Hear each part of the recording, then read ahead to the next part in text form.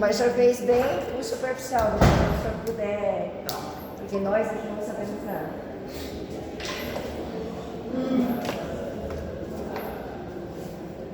Aí eu perguntei pra ele, eu falei assim, mas por acaso você tem alguma coisa? Você tem gravidura, não tem?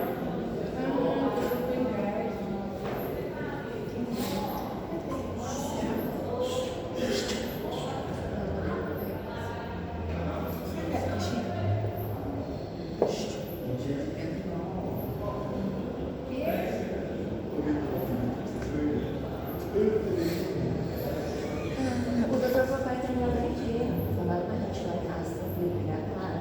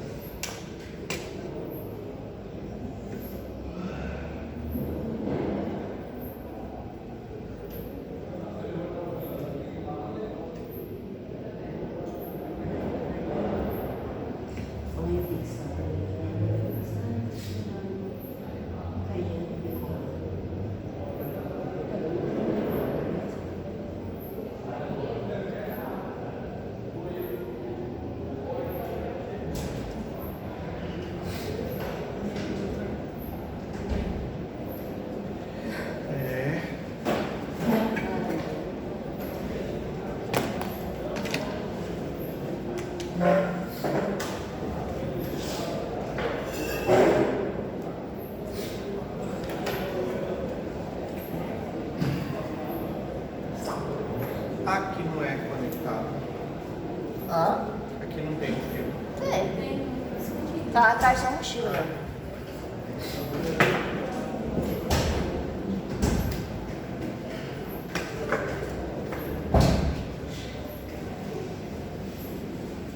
Estão todos desesperados já, não sei porquê.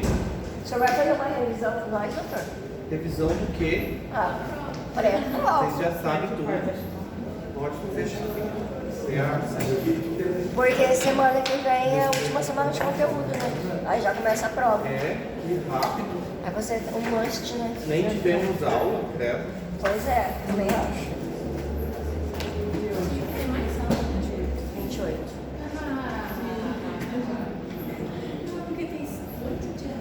A Aline falou presente com o Carmen, César,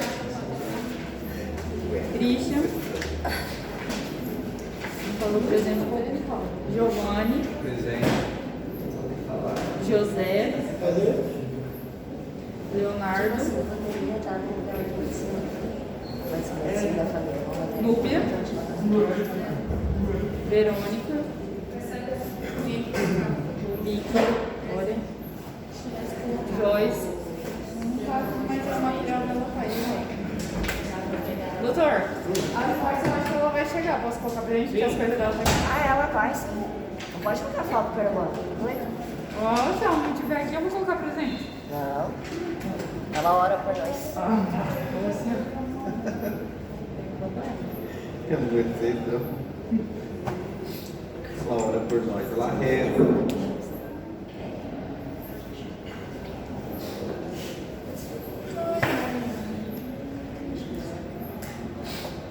Certo, vamos lá então, começando com os oxicans, terminar essa parte dos oxicans. A gente começou falando deles. Os oxicans eles já foram desenvolvidos aí no século XX, eles são fármacos que praticamente não são tão velhinhos, mas também não são tão novos também. E aqui a gente tem duas classes que é importante, a gente tem o piroxicam e o meloxicam, tem o tenoxicam também. O que modifica de cada um deles principalmente? O que vem modificando deles principalmente é a questão da farmacocinética. A gente já fala que esses fármacos aqui eles já são fármacos um pouquinho mais seletivos. Significa que eles vão causar bloqueio mais na COX-2 do que na COX-1. Eles já atuam mais, a gente já fala diretamente que eles acabam causando um bloqueio mais a nível de COX-2 do que de COX-1. Não necessariamente quando eu falo deles, eu quero dizer que eles vão bloquear somente o quê? A2. Eles também bloqueiam a COX-1 também. Só que o bloqueio deles acaba sendo mais seletivo da COX-2. Então, uma vantagem que eu tenho deles aqui, principalmente, é que eles têm maior eficácia, que a gente fala terapêutica, e menos efeito que adverso diretamente. Ou seja, eles são menos gastrolesivos que os outros AINES. Qual que é o AINES mais gastrolesivo que a gente tem? Qual seria o mais gastrolesivo de todos? Qual seria, Núbia? Qual seria? O ácido acetil salicílico. Porque ele seria o mais gastrolesivo? Por causa diretamente que ele bloqueia mais COX-1 e o bloqueio dele é de forma o quê? Irreversível. Super bem. Ele é o mais gastrolesivo. Mas de forma geral todos são gastrolesivos. Ele não é o único. Todos são gastrolesivos. Certo? Nesse caso aqui, a gente precisa se recordar que essa classe de piroxicam e meloxicam é uma classe nova de fármaco, são mais seletivos, entre aspas, bloqueando mais a COX-2, mas também bloqueia a COX-1. Normalmente, a gente emprega os piroxicams, os meloxicams, que são os oxicams, em processos mais reumatológicos, processos diretamente reumatológicos, uma osteoartrite, por exemplo. Aí a gente acaba utilizando nessas situações. Por quê? Porque eles têm um mecanismo de ação que eles acabam bloqueando algumas enzimas. E que enzimas são essas? Justamente proteoglucanasa e colagenasa, que se encontram principalmente nos cartílagos. Por eles terem essa ação, eles contribuem mais para um efeito que antiartrítico. Por isso que eles funcionam muito bem para esses processos. Outro eles inibem COX-1 mais a COX-2, por isso são mais seletivos, e também inibem o que a gente fala, quimiotaxis, que é o processo de chamar outras células inflamatórias para o local da inflamação. Então eles acabam sendo muito empregados, principalmente em processos reumatológicos, em uma artrite reumatoide, uma artrose, por exemplo, ou em uma situação de espondilite anquilosante. Nessas situações usa muito. Mas eles têm ação anti-inflamatória? Tem ação anti-inflamatória, tem ação analgésica também, certo? Agora, antipirético, eles já têm uma ação muito baixa. Já não funciona tanto para ação antipirética. Só que como anti-inflamatório e analgésico, eles têm uma boa ação. Em alguns casos, utilizam ele, alguns médicos costumam prescreverem eles, inclusive, o quê? Para cólica menstrual. Para algumas pacientes, acaba passando muito eles, o quê? Para quadros de cólica menstrual. Alguns médicos passam e ele funciona super bem. Qual seria uma vantagem de usar esse fármaco? Uma vantagem é essa questão dele ser mais seletivo para COX-2, ser menos gastrolesivo, e a farmacocinética dele acaba o quê? Que ele é administrado uma única vez ao dia. Essa seria uma vantagem. Existe, claro, formulações que piroxicam, ele vem de 20 miligramas, mas existem algumas formulações que vêm de 10. E acaba o quê? Que acaba utilizando de 12 em 12 horas. Mas existe a opção também o quê? De tomar uma única vez ao dia. Tomar só uma dose. Então acaba que são fármacos bons nessa questão. Existe, por exemplo, por via tópica também, pomada, gel também, que pode ser utilizado. Aqui no Paraguai existe, no Brasil não existe, certo? No Brasil existe somente a forma o quê? Em comprimido. É a forma que existe no Brasil, certo? Comprimido. Nesses casos aqui, é muito empregado o nosso piroxicam e o meloxicam, principalmente nessas situações, onde o paciente tem um quadro de artrite reumatoide ou uma artrose. Aí, principalmente, acaba empregando. O que modifica do meloxicam para o piroxicam? O piroxicam foi o primeiro a ser desenvolvido, ele é mais gastrolesivo, e o meloxicam já vem apresentando o quê? Menos efeito adverso relacionado ao quê? Gastrointestinal. Mas todos os dois são o quê? Nefrotóxicos. Gastrolesivos. Os dois. Sim. Certo? Essa é uma diferença importantíssima desses fármacos. Agora aqui a gente tem um, que a gente fala inibidores de COX-2. Os inibidores de COX-2, quando a gente fala dos inibidores de COX-2, o que vocês pensam aí? Eles vão atuar somente na COX-2. Inibidores de COX-2. Mas se ele inibe. Só inibe COX-2, entende? Inibidores de COX-2 só atuam sobre a COX-2 e não inibe sobre o quê? A nossa COX-1. Quem que são eles? São conhecidos como os nossos queridíssimos fármacos aqui, que são os coxibes. Eles atuam somente sobre a COX-1. Por eles atuarem sobre a COX-1, somente sobre a COX-2, eles não têm ação o quê? Antiagregante plaquetário. Essa seria uma vantagem aqui. Não tem ação antiagregante plaquetário e não são gastrolesivos. Quem são esses fármacos principalmente? Vocês já ouviram falar provavelmente deles, que é o que? O celecoxib e o enterocoxib. Provavelmente vocês já ouviram falar deles. Ele daria mais patologia? Quem? Nunca ouviram falar? Patologia. Não fiz. Mone, Carminha. Doutor, mas eu tenho alguma dúvida aqui que a gente está discutindo. Se ele é na COX-2, a COX-2 ele é patológico, né? Patológico, mais patológico. Mais patológico, sim. Mas aí ele dá. Ele não daria mais efeito colateral? Adverso. É, adverso? Não. A nível gástrico, não. Porque lembra que gástrico, a gente tem principalmente, tem as duas COX, COX-1 e COX-2. Só que gástrico, a gente tem a produção de uma forma fisiológica do quê? Do muco. Para proteção. COX-1. Bicarbonato, exatamente. Então, por isso. Então, aqui ele é menos gastrolesivo porque não inibe o quê? A COX-1. Ele inibe só a COX-2. Só que, porém, a COX-2 ela é mais patológica, mas ela afeta a nível cardíaco. Então, salvou o estômago, mas afetou o coração. A gente vai falar o porquê. Tá. Certo? Nesse caso aqui, é o enterocoxib e o celecoxib que a gente tem. São dois fármacos que são utilizados. Eles não são baratinhos, eles são caros. E normalmente a gente não passa para os nossos pacientes. Ou seja, não tem indicação, a não ser que seja o especialista que indicou. Por quê? Porque são fármacos que eles causam o quê? Efeito adverso também. São menos gastrolesivos, não tem ação antiagregante plaquetário, porém eles vêm causando um probleminha químico. Por quê? Eles inibem principalmente quem? A nossa COX-2. Ao inibir COX-2, eles param diretamente o processo quê? De produção de prostaciclinas. E as prostaciclinas, elas são importantes para a gente para atuar como que? Um vasodilatador. O vaso dilata diretamente, isso melhora o quê? O nosso fluxo sanguíneo. Nesse caso aqui, vai parar, ou seja, bloqueia a COX-2, não tem produção de prostaciclina. Então o paciente vai ter um quadro o quê? Principalmente de quê? Vasoconstrição. E isso vai fazer com que a PA desse paciente aumente ou abaixe? Aumente, super bem.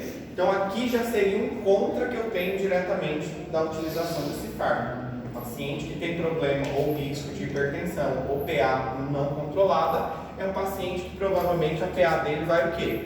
Aumentar, certo? Outro contra que eu tenho aqui é que as prostaciclinas, elas inibem a agregação o quê? Plaquetária. Outra função. Diretamente porque previne a formação dos nossos coágulos ao inibir a agregação das plaquetas, reduzindo o risco de trombose. Se eu parei a produção de prostaciclina, então aumenta maior o risco desse paciente ter o quê? Um processo trombolítico. Então aí que está o problema. Todo paciente cardiovascular não pode fazer a utilização. Justamente por ele ter um maior risco de ter um evento trombótico e justamente por causa da PA desse paciente aumentar. Então os celecoxibes diretamente, eles acabam que são fármacos que não são indicados, por exemplo, via Vitória, vou dar um celecoxib para ela, um enterocoxib para ela. Acaba que é somente por especialista. Se a Vitória necessitar ou ela tem um diagnóstico e ela precisa utilizar um enterococcib ou um celecoccib, tanto que eles são de receituário controlados normalmente. Não é vendido assim na farmácia sem receita. Normalmente eles são de receituário controlados, justamente por essa questão que cardiovascular. Então tentaram de alguma forma o quê? Criar um fármaco que fosse mais eficaz, com menos reação adversa, defendeu a parte gástrica, mas afetou aonde? O coração. Então, infelizmente, tirou de um lado, descobriu do outro, certo? Quem que usa normalmente? Aqui são pessoas, como eu falei para vocês, com algum diagnóstico específico. Eu tenho uma aluna que ela só toma esses fármacos, ela não pode tomar outros. Ela não pode tomar outro AINES, porque ela é alérgica. Então ela só usa o enterococcib ou o celecoccib, são os únicos que ela pode usar. Mas porque ela é alérgica. O único que ela pode usar é esse daqui, certo? Agora tem outros fármacos que a gente pode utilizar? Tem outros que a gente pode utilizar aqui também. Que esse daqui é só aqui que vocês vão ouvir falar deles. São enzimas anti-inflamatórias. Esses não são AINES, eles não vão atuar diretamente sobre COX-1 ou COX-2. Provavelmente, quem é daqui já ouviu falar. Qual a ação diretamente? Quem que é? Bromelina, alfa-amilase e seraptase. São os principais. Seraptase, normalmente, ele faz parte do bichinho da seda. É uma enzima. E a alfa-amilase, normalmente, a gente fala que é um produto bacteriano, mas a gente também produz o quê? Alfa-amilase. Nosso organismo mesmo produz o quê? Alfa-amilase. O que acontece? Essas enzimas, qual a função de uma enzima?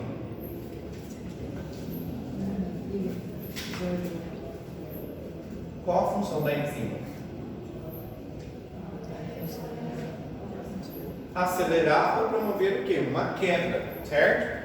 E aqui a gente tem essas três que são as principais: alfa-amilase, bromelina e seraptase. Já ouviram falar delas? Já tomaram? Mas aqui no Paraguai nunca tomaram? Não. Nunca? Não, doutor. Os meninos já. Vocês que são Paraguai? Hã? Aqui usa muito alfa-amilase. Muito. Por quê? Eles não têm ação diretamente, o que? Que a gente fala sobre a COX-1 e COX-2. Eles são enzimas. E o que eles vão promover? Vão promover uma hidrólise, quebrar principalmente o que? Os polissacarídeos do exudato. Aquele exudato que formou ali um processo inflamatório, deixando muito mais o que? Fluido, mais fácil de ser eliminado. Depois, consequentemente, o que eles fazem também? Inibe o aumento da permeabilidade do vaso, e isso reduz o que? A inflamação. Diminui diretamente a saída de líquido de dentro do vaso e permite com que o edema seja absorvido muito mais fácil. E quem que são eles principalmente? A alfa-amilase, bromelina e seraptase. Qual que é muito utilizado aqui? Aqui se utiliza muito a alfa-amilase. Usa muito em processos inflamatórios, certo? Em processos inflamatórios onde aquele paciente tem o quê? Edema principalmente, aí costuma utilizar as enzimas, quando o paciente tem edema, certo? Ou fez algum processo, ou sofreu alguma lesão diretamente, e está muito o quê? Edemaciado, aí costuma utilizar como ação anti-inflamatória. Analgésico, ele não tem uma boa ação, não funciona. Então aqui como anti-inflamatório, acaba utilizando, certo? No Brasil existe? Não existe. Não é comercializado no Brasil com esse fundamento. Acaba que a alfa-amilase, a bromelina e seraptase, elas são mais utilizadas aqui e em alguns países europeus também. Seria uma boa indicação? Sim. Quando a gente acaba indicando isso aqui? Quando o paciente ele não tolera muito bem quem? Os AINES. Ou seja, quando ele não suporta muito, ou seja, eu quero dar um medicamento com menos efeito, vai produzir menos efeito adverso no paciente, aí eu penso diretamente o quê? Nas alfa-amilase seria uma boa opção. E que paciente seria esse? Que a gente poderia pensar em utilizar para produzir menos efeitos adversos? Hã? Quem? Grave seria uma opção. Quem mais? Criança. principalmente, e Imunodeprimidos idoso é também. Hã? Imunodeprimidos, né? Não, mas aqui, por exemplo, criança, por exemplo, seria uma boa opção. Usa muito em forma o quê? De xarope. Usa muito. No quadro de farinha com amigdalite, por exemplo, principalmente aí. A mãe chega lá na urgência, o médico quer dar diretamente um medicamento que é menos agressivo, que tem menos efeito adverso, não vai ter efeito gastrointestinal que nem os nossos outros AINES.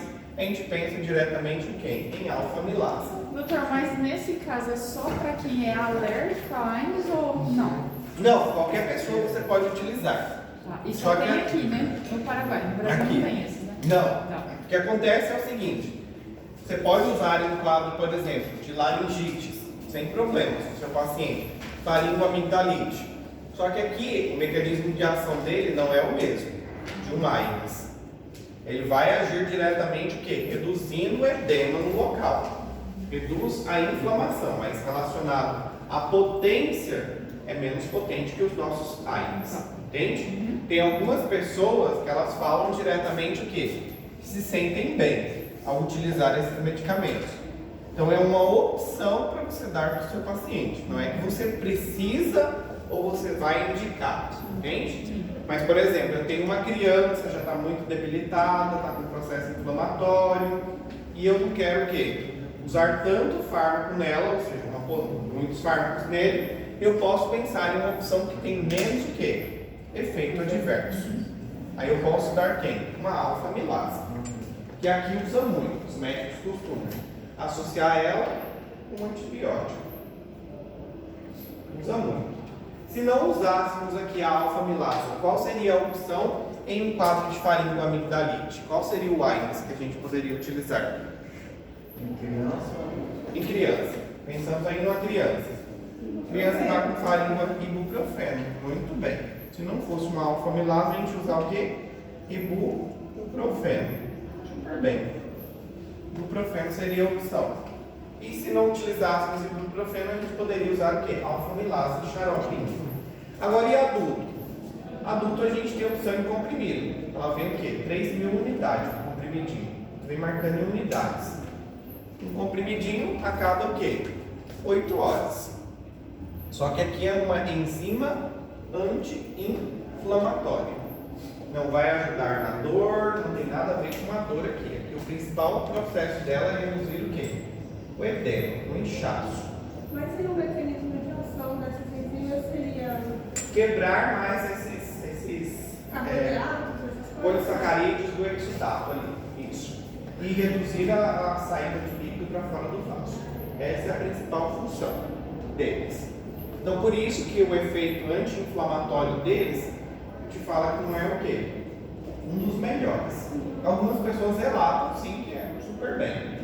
Mas se algum dia vocês estiverem com algum processo inflamatório, façam o teste para ver como vocês vão se adaptar. Por exemplo, para mim, achei péssimo. Horrível. Mesma coisa que tomar farinha em um processo inflamatório. Mas já tem alguns pacientes que relatam que excelente. Teve uma boa resposta. Então aí depende de quê? De cada pessoa. É igual a gente pensa aí nos nossos anti-inflamatórios. Um anti-inflamatório que vocês usam muito no Brasil. Nimesulida. Nimesulida. Nimesulida, por exemplo, é proibido em todos os países, menos no Brasil. Por isso que nimesulida nem se encontra onde? No livro nosso. Não tem. Nenhum livro de fármaco vai falando de nimesulida. Nimesulida é bom? Excelente anti-inflamatório. O AINES, ele tem excelente efeito. Mas, entretanto, extremamente o que? Hepatotóxico. Não sei se vocês se recordam, teve uma época no Brasil que a nimesulida ela caiu. Você ia na farmácia, você pagava R$ 1,25 na caixinha, R$ 2,50 você pagava na caixa de nimesulida. Isso foi logo quando ela foi proibida. O preço dela foi lá embaixo. As pessoas pagavam R$ 1,25, R$ 2,50 na caixa. A Anvisa quis tirar ela justamente por esse efeito hepatotóxico. Só que daí a indústria farmacêutica é forte, né? Deve ter dado uma grana e continuou a nimesulida. E que está livre até hoje, a utilização. É boa como anti-inflamatório? Excelente. Dos Zymes aqui, qualquer processo anti-inflamatório, a bicha é excelente. Só que aqui, ó, extremamente hepatotóxica. Muito. Extremamente hepatotóxica. Agride demais o fígado. Por isso que a indicação é que você tome nimesulida de quanto em quanto tempo? 12 em 12 horas, por um período máximo de 3 dias. Não mais que isso. Importantíssimo. Tanto que no SUS não é liberado nimesulida. Eles liberam quem? Qual que é o água, normalmente o AINES que usam muito no SUS? Ibuprofeno. Já nem dá nimesulida.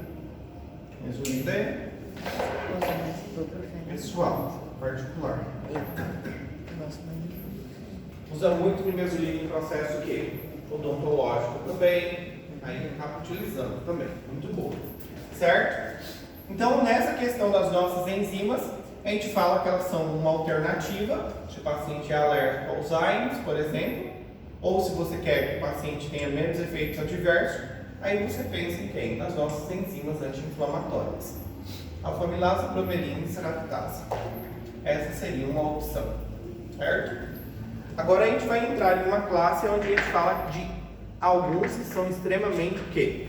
Potentes. Esses são os mais potentes da classe que a gente tem.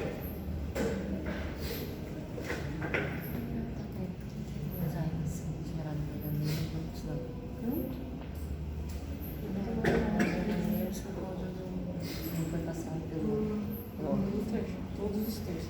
Esses aqui são os mais potentes que a gente tem anti-inflamatórios. Quando a gente fala em anti-inflamatório, quando a gente cita a palavra anti-inflamatório, esses aqui são os mais potentes que a gente tem, glucocorticoides. Em relação à potência anti-inflamatória, os mais potentes que a gente tem está aqui. Lembra que na primeira aula a gente desenhou a célula e falamos o quê? Na nossa membrana das nossas células tem quem? Fosfolipídios. Que eles são sintetizados por quem? Pela fosfolipase, super bem, A2, certo? E transformado em quem? Ácido araquidônico. Perfeito. E aí segue para a via o quê? Das COX e da lipoxigenase. Os AINES atuavam aqui, certo? Os nossos AINES. Os corticoides, eles vão atuar diretamente aqui. O bloqueio deles começa aqui em cima. Então toda essa cascata daqui para baixo nem chega a acontecer. Então o processo deles é inibir diretamente quem? A fosfolipase A2. Então todo o processo aqui para baixo nem chega a acontecer. Nem ocorre. Então, quando a gente fala de glucocorticoide, a gente fala que é os ou seja, os anti-inflamatórios mais potentes que a gente tem. Os de maior potência que a gente tem são os glucocorticoides. Glucocorticoides, ou seja, e esses aqui são esteroides, são hormonal, ou seja, é lipídio. Os AINES, por isso que fala anti-inflamatórios não esteroidais, mas tem característica o quê? Hormonal. Aqui a gente já fala que é um probleminha. Por que um probleminha? Porque a gente precisa lembrar lá da nossa glândula o quê? Suprarrenal. Na glândula suprarrenal a gente divide ela em 3 zonas. A corteza, zona glomerular, zona fasciculada e zona reticular. Na zona glomerular o que secreta?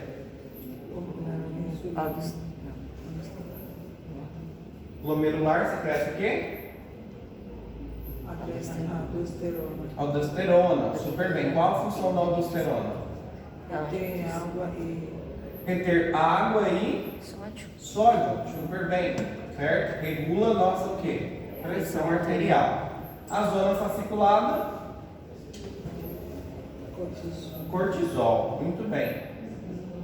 Já vamos falar a função do cortisol. E a reticular?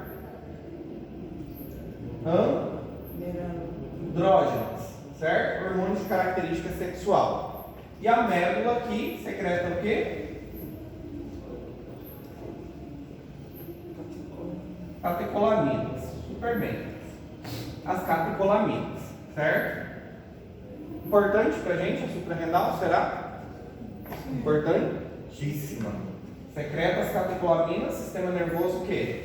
Simpático. Aqui a gente fala do nosso simpático, resposta rápida. Então as catecolaminas, certo? Importantíssimo. Cortisol. Aqui é onde está o nosso problema relacionado aos nossos glucocorticoides. Nós produzimos o quê? Cortisol. Os glucocorticoides, eles são o quê? Sintéticos. É a gente trazer de fora algo que nós produzimos. Durante o dia, isso aqui está sendo o quê? Hormonal. Durante o dia, acordamos, o nosso cortisol está lá em cima, durante a noite ele vai lá para baixo. Por isso que quando a gente vai dar corticoide para os pacientes, a gente tem que pensar em administrar logo o quê? Pela manhã. Passar logo cedo para o paciente tomar o quê? Corticoide. Porque à noite o nível de cortisol dele tem que abaixar mesmo. Por quê? Faz parte do ciclo circadiano. Então corticoide à noite não deve ser indicado. Usa, se for necessário vai usar, mas não deveria ser o quê? Indicação. Então sempre quando a gente pensa em administrar corticoide no paciente, tem que indicar para ele usar o quê? Pela manhã, logo cedo. O cortisol, por exemplo, ele participa de vários processos no nosso organismo. Um dos mais importantes aqui para a gente dessa parte é que o cortisol é conhecido também como o hormônio quê? Do estresse, certo? A pessoa quando está estressada, a cortisol ela tende o quê? Aumentar, subir. Isso é bom? Tem seus benefícios e tem seus malefícios. Cortisol aumenta, o que diminui?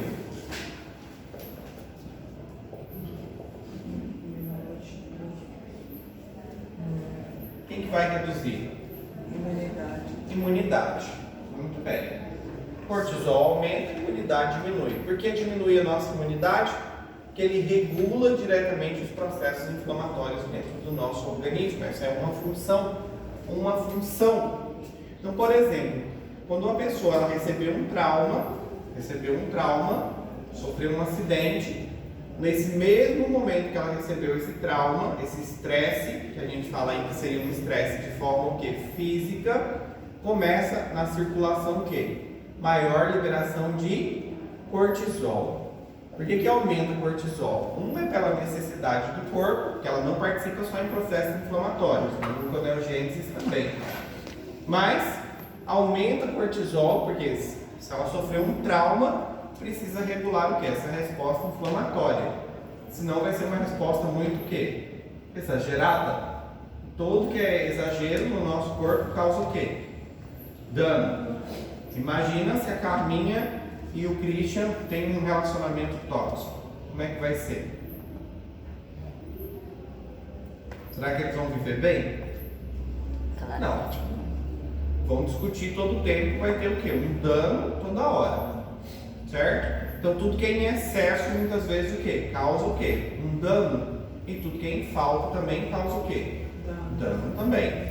Então nesse caso, o paciente sofreu um acidente. O que ele lesionou ali? As células. Vai ter uma liberação muito grande o quê? De fatores inflamatórios. Aumenta essa cortisol, aumenta para regular o quê?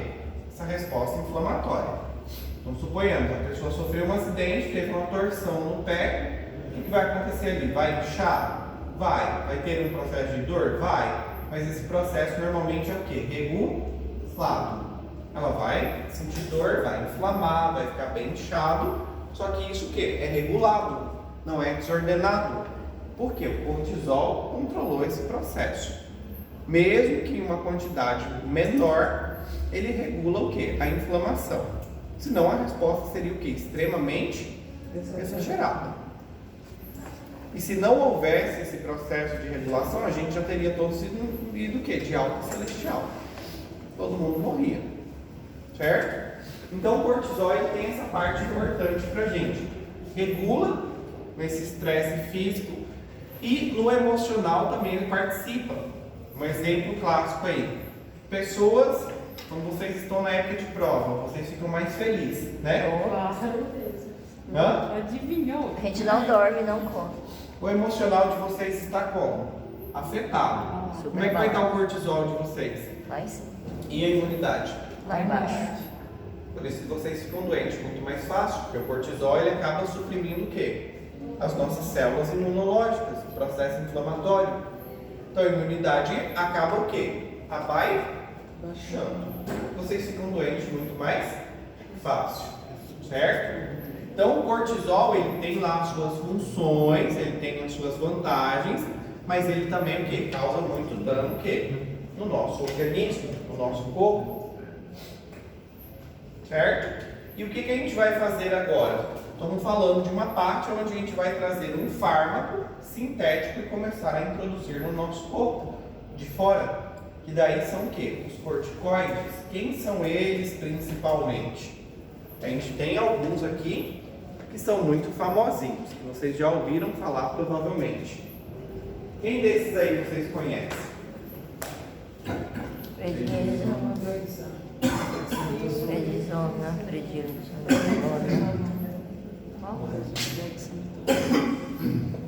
Provavelmente vocês já ouviram falar algum desses aqui.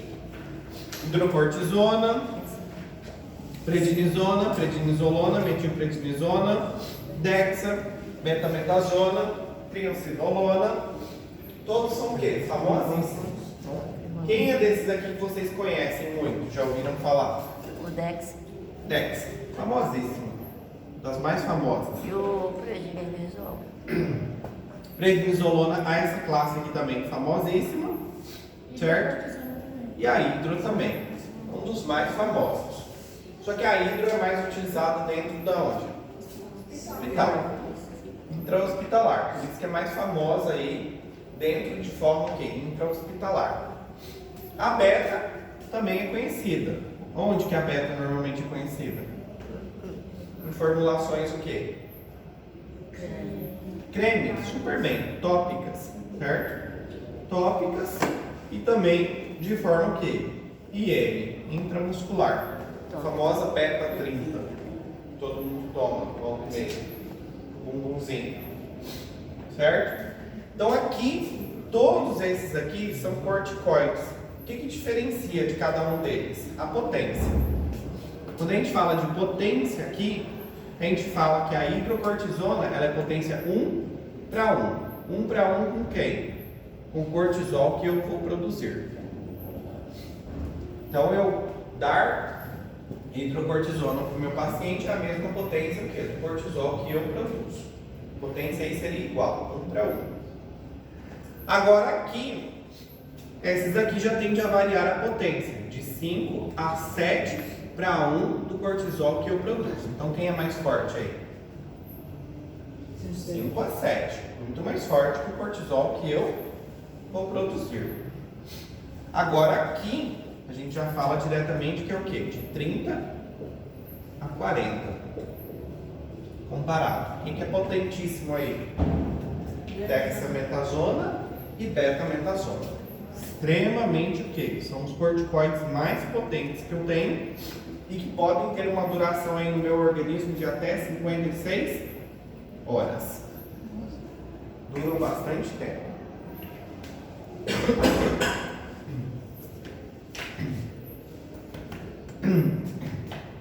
Só secreção. 56 horas são as minhas últimas. Certo? Nesse caso aqui, então, observem que ali diz também que eu tenho uma questão. Mineralocorticoide. O que seria essa atividade mineralocorticoide?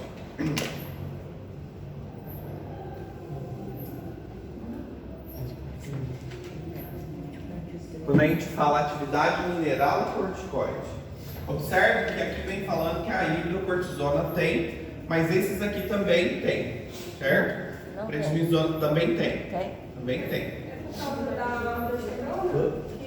A aldosterona. Muito bem. Aonde é que está diretamente os nossos corticoides? Na zona fasciculada. E muitas vezes pode afetar quem também? a zona glomerular. E se afeta a zona glomerular, a gente fala que afeta a zona o quê? Atividade mineral corticoide, ou seja, minerais. Então afeta quem? Sódio e água. O que esse paciente vai acontecer? Ele vai reter muito mais água e mais sódio. Por isso que a gente fala que quando o paciente usa muito corticoide, ele tende o quê? Aumentar a PA e inchar. Certo? O paciente tende a inchar muito.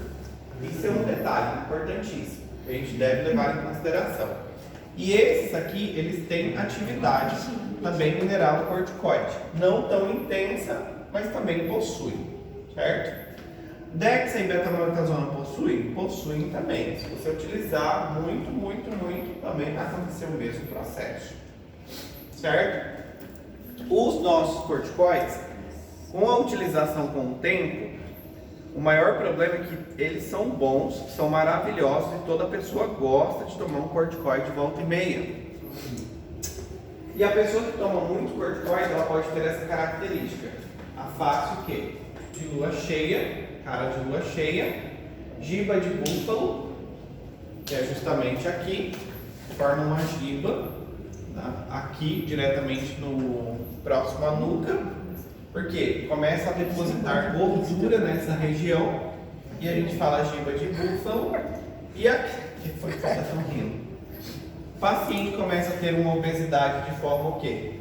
Centrípeta, começa a aumentar a quantidade de gordura. Isso. Uma região abdominal, as perninhas finas e os bracinhos finos. Isso é característico do paciente com síndrome de Cush. Escreveu o Christian. Christian?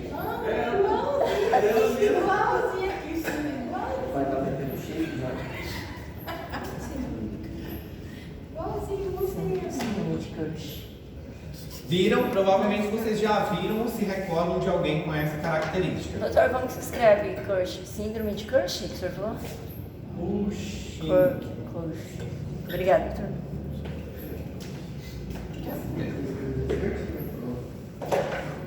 Observem que esse paciente ele tem uma característica aqui. Olha o buchinho dele. Isso é clássico do paciente com síndrome de Cush. O paciente apresenta essa obesidade centrípeta. Os bracinhos são normalmente finos, perninha fina também, nádegas, zero nádegas também. Porque o paciente tem uma perda muito grande de quê? De massa muscular. E a gente vai falar o porquê. Perde muita massa muscular e ele tende a acumular gordura justo na região abdominal e aqui na região o quê? Da nuca. Por isso que aparece essa giba de búfalo. E a cara normalmente é o quê? De lua cheia, redondinha. A cara, certo? A cara é redondinha. Não o corpo Isso. do boneco Christian. E isso aqui acontece quando a pessoa usa muito corticoide o quê? De forma excessiva. Toma por conta própria muitas vezes. Tem pessoas que tomam? Tem. Porque corticoide é maravilhoso. Não é ruim. E tem que desmamar o paciente. Quem não usa isso daqui, usa... Mas porque ele tem efeito rápido, né, doutor? Hã? É porque ele tem efeito rápido, por isso que opta por ele, né? Tem um efeito rápido e o paciente gosta por causa dos efeitos que ele produz. Ele dá uma sensação, ele melhora o humor também. Dá uma sensação de bem-estar também da pessoa. Achei que era só pelo efeito, ser mais... Hã? Por causa da glândula suprarrenal. Se você está trazendo de fora, o seu corpo entende que você não precisa mais o quê? Vai se parar, não produz mais. Exatamente, é igual quem toma bomba. Mas é só não parar. Hã? E os corpos? Como é que é? Vai, fala. Eu ia fazer outra pergunta, né? Giovanni toma hormônio? Trembolou. Tá feito. Quando a pessoa toma esses hormônios, traz de fora, o corpo entende que para de produzir. Por isso que normalmente, quando a pessoa toma trembolor, essas coisas, o testículo tende o quê? A reduzir de tamanho, Eu o percebi óvulo tende a mesmo. diminuir. Oh, Christian. É, eu percebi. Hã?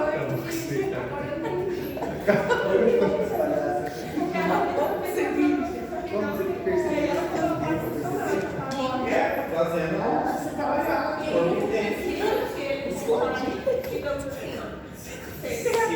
o tempo, ainda você consegue reverter. Mas tipo, se não fosse, eu Aí, ela atrofia. Acertou. Aí ela atrofia. Cara, ó, essa. Você gosta de aparecer aí. Acaba atrofiando.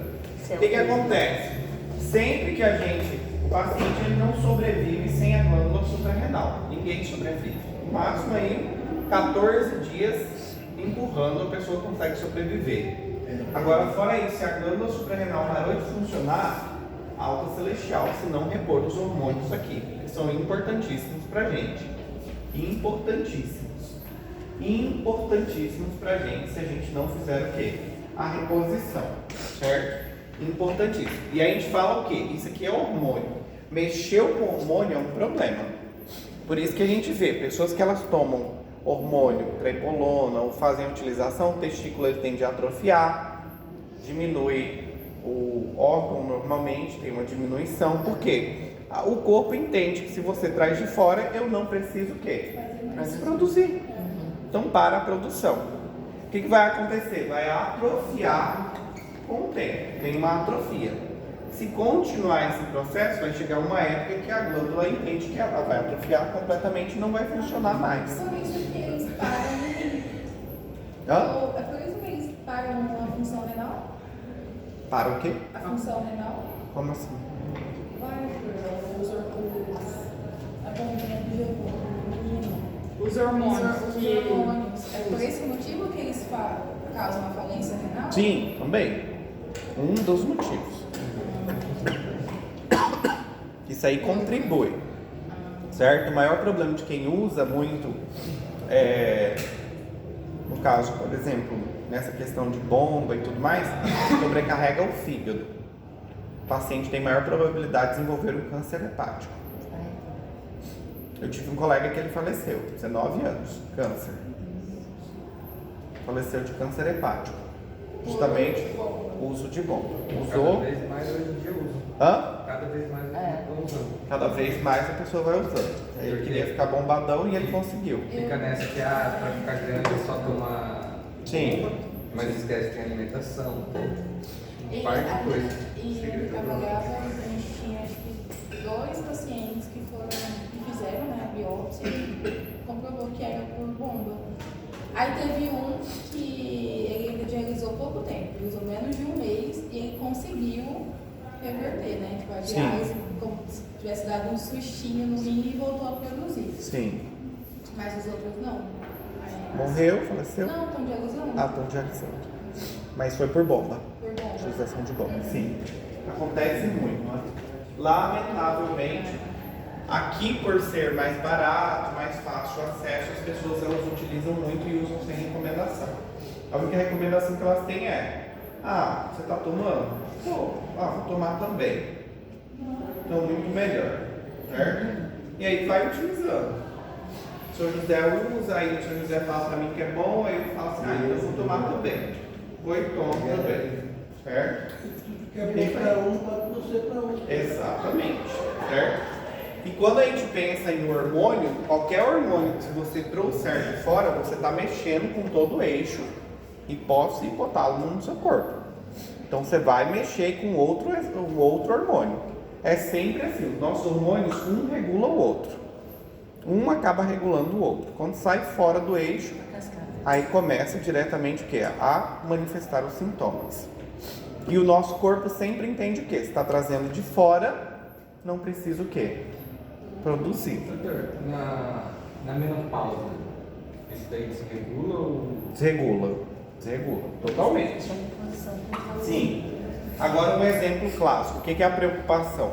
Tem um exemplo para vocês entenderem. GLP-1 é um hormônio que a gente produz. Nós produzimos. Qual a função do GLP-1? GLP-1 ele vai lá na minha célula, diretamente o quê? Pancreática, e induz maior liberação de quem?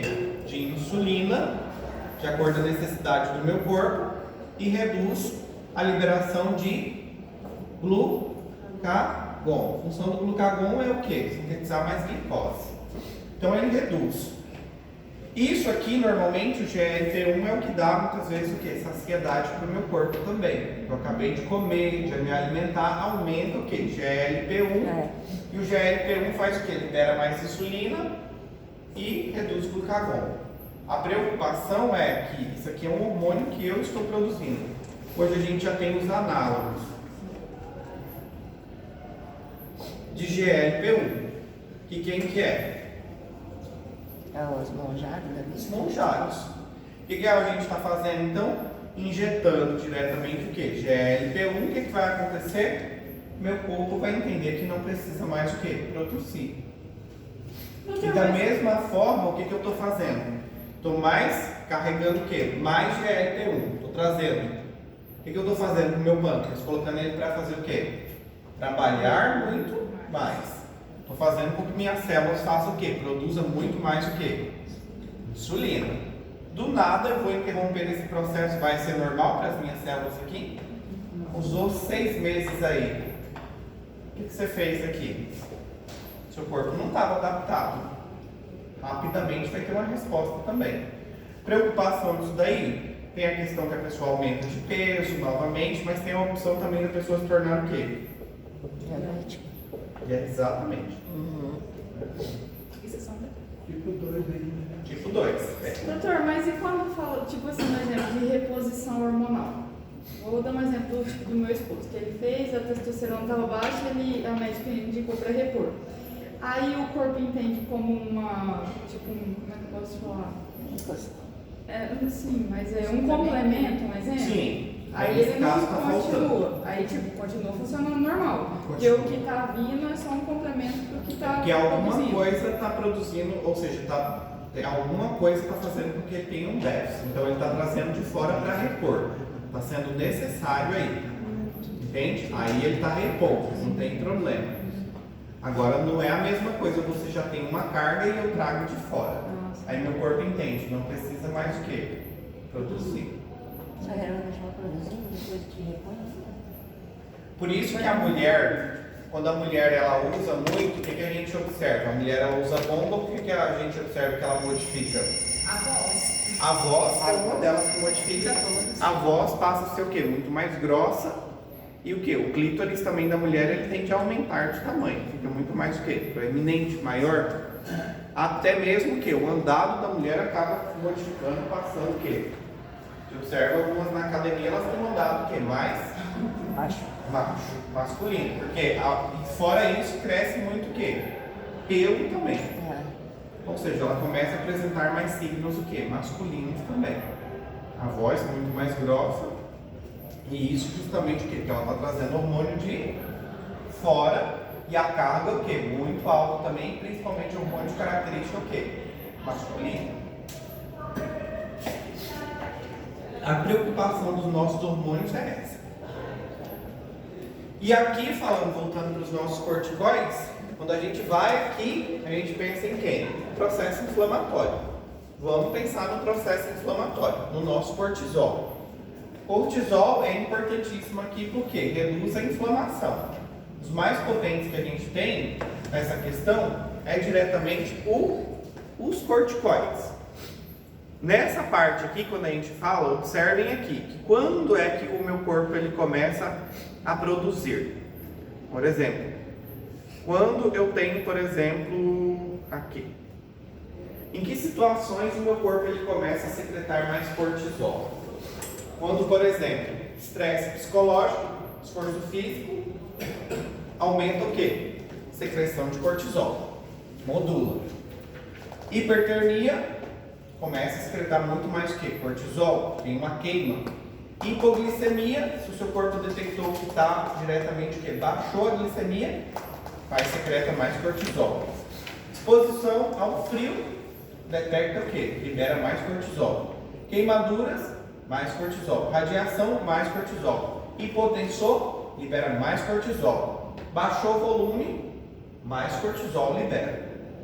Certo? Então, justamente em situações de estresse, cirurgia, aumenta a liberação de cortisol no nosso corpo. Isso aqui de forma fisiológica é diretamente o quê?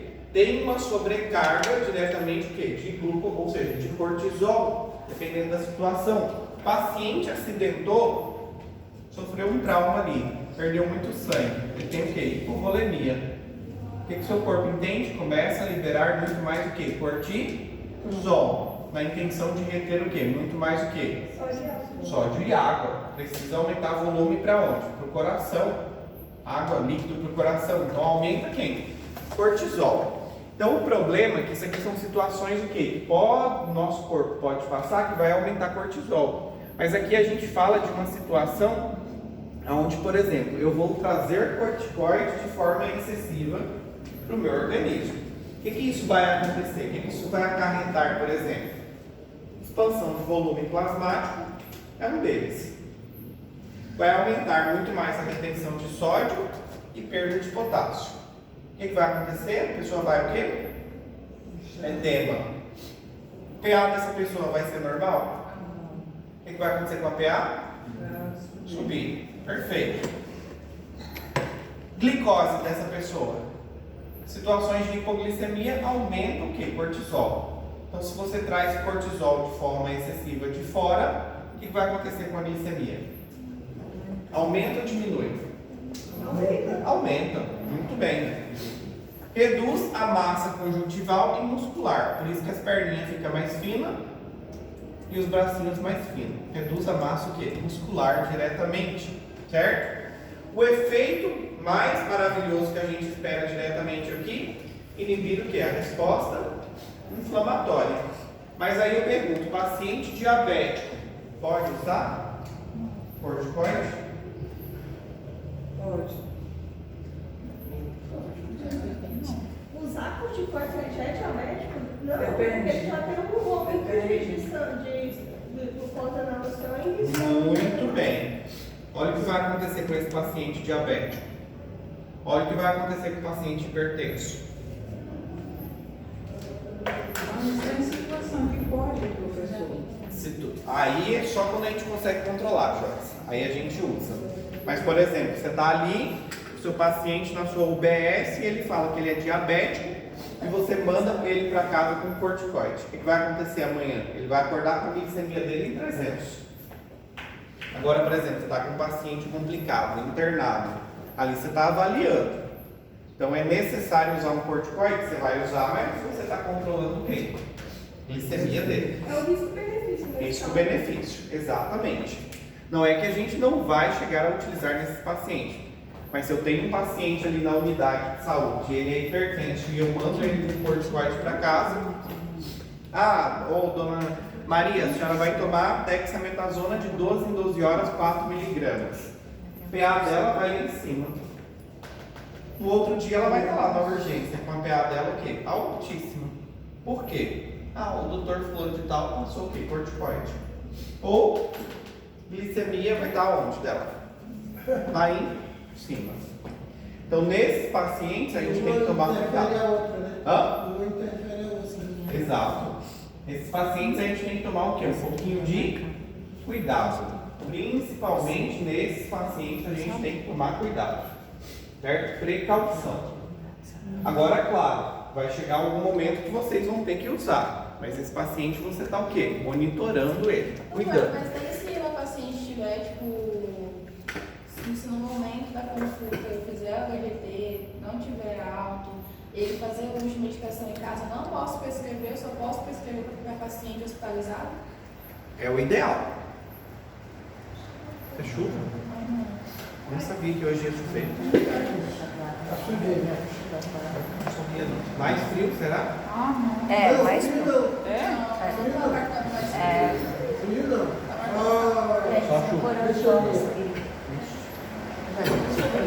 Nesse caso, Diga uma coisa. Mesmo que ele goste lá, aí a pessoa vai controlar essa glicemia, mas não vai alterar a pressão alta da pessoa. vai alterar também a PA. Mas aí você vai ter que usar dois medicamentos. Claro. Para glicemia Sim, e outro para para a hipertensão. O que você tem que levar em consideração é, se o paciente controlado, se está controlando essa pressão arterial dele, e se ele usa medicamento, você vai ter que avaliar. Ver como que vai aumentar ou se não vai aumentar.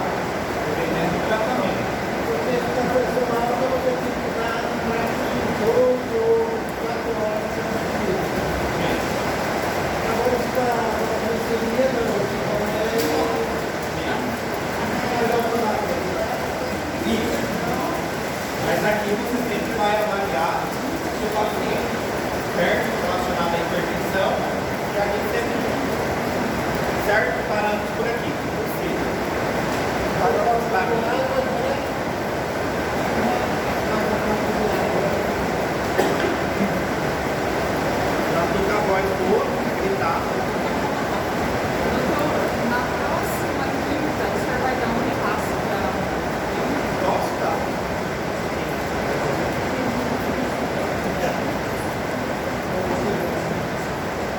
Não é mais frio, Carmen?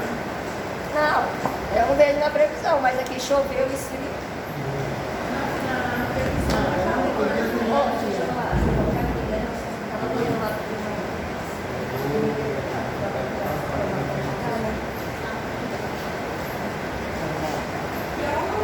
Mas e aí? Como é que eu vou saber qual é o Não é?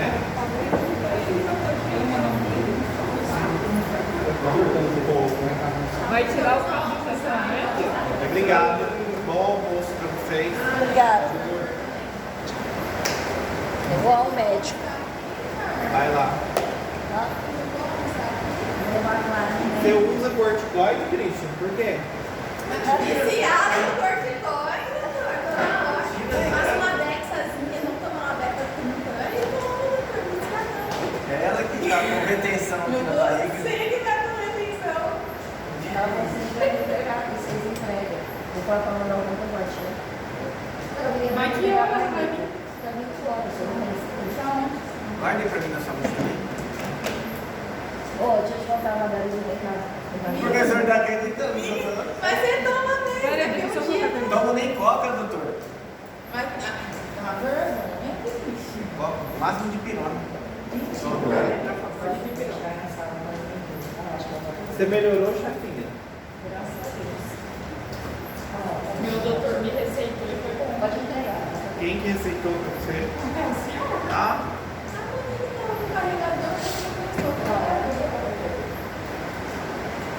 eu nem sabia que ia chover hoje. Acho que nem tava marcando chuva. Não tava marcando chuva, só nublado. Não, né? Aham. Eu até assustei. Eu não acredito nesse negócio de previsão. Mas você acredita que a terra é plana. Ela vai dar Olha aqui. Petista.